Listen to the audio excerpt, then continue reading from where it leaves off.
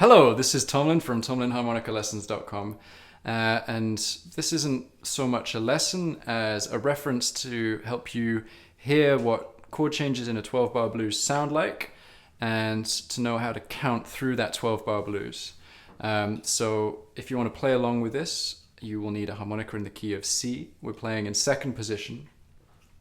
And what I'm going to do, I'm going to cut to a backing track. You will hear me counting through the backing track, and you will also see what chord is being played at that time and what note that corresponds to on the harmonica. So just as a quick reminder, the three notes that you'll be playing on the harmonica will be the 2 draw, which corresponds to the 1 chord, and that sounds like this. There'll be the 4 blow, which corresponds to the 4 chord. And then there'll be the 4 draw, which corresponds to the 5 chord. Okay, so let's cut to the backing track now.